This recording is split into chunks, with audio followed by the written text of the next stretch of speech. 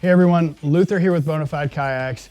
Today we're going to go over what may not be the most visually prominent, but is definitely the feature that gives you this ultimate fishability experience, and that's the hull.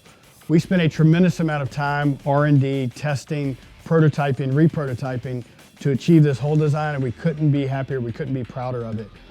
We put a pretty tall order in front of our design team. We asked for a boat that was stable but fast.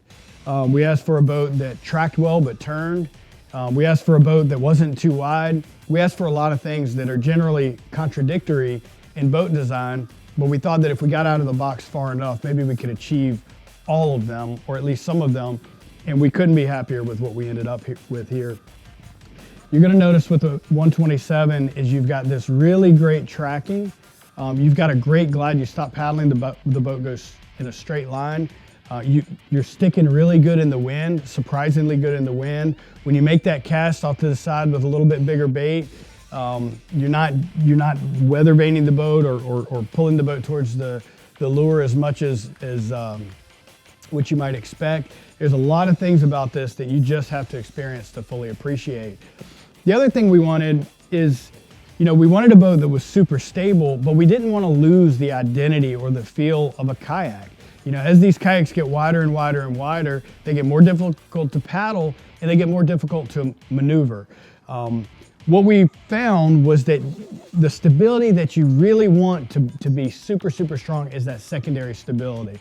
So what we built into this hull is you've got just enough initial rock that you can maneuver the boat. You can lean steer the boat. There's some things you can do to turn if you're a little bit more advanced paddler. And with the dual pontoon design, it's actually even an enhanced experience over what a lot of people have experienced before. You just have to go do it to fully appreciate it. But what we're super stoked about is this secondary bite. It's just incredible. You hit this place that the boat just doesn't want to go any farther, and it won't go any farther. From the seat, you can push on it, you can sit side saddle, you don't have to worry about it. The boat's just not going anywhere. And one of the things that was super cool for us is the first time that we plotted that secondary stability on a graph. And we could actually see the sticking point where once it got there, it just didn't want to lean any farther. So anyway, we're really happy with what we achieved there, and it all comes down to the geometry of the hull. You're going to notice in the front a very pronounced keel. It's got fairly vertical walls. That's going to give you, when you're paddling, it's going to give you resistance to the front end walking as you're paddling. So it keeps you going in a straighter line, makes you track better, gets rid of a lot of that wasted energy that you would get by constantly walking back and forth. As soon as you get past that, you see we start to transition into the pontoons, and that's where the magic happens, is getting the stability to the outside, getting the buoyancy out there where you need it for maximum stability. It's the difference between standing with one foot in front of the other and standing with your feet side to side. You get a lot more stability. This is no different. It's about where the force is applied, where the counteracting force is applied.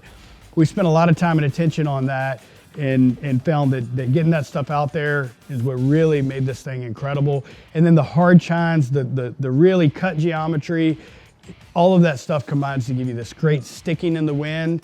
You throw that big lure and you reel it in, and normally you're gonna have a boat just kind of swing towards it. You've got a surprising amount of resistance to that with the 127. It's only a 12.5-foot boat, but I'd say it paddles and tracks and glides like something a bit longer than that. At 33.5 inches wide, you're well within a comfortable paddle stroke. Sitting in this higher seat position, it's even more comfortable. It surprises people sometimes when we tell them it's 33.5 after they've paddled it, because when you're sitting up in that high position, it changes your paddle angle, and where your paddle actually contacts the water is farther out than it would be if you were sitting down lower. So all the interference that you would feel from the gunnels is greatly reduced. So even at 33.5, which I've never been in a kayak at that width that was this stable. Usually you have to get a lot wider, but even at that, it paddles and feels like a much narrower boat than it actually is. And we couldn't be happier with that. As those pontoons come back, you're gonna notice they both terminate here in the rear with a little cut between them. We've got a very, very small center keel. It's gonna help a little bit with tracking. You actually get great tracking anyway, but in testing, we wanted just a little bit of extra tracking, so we put that in there. One of the questions we've got is, why don't we have a skid plate on here? Well, there's dual skid plates in the rear, and this never touches the ground, so you don't really need a skid plate there.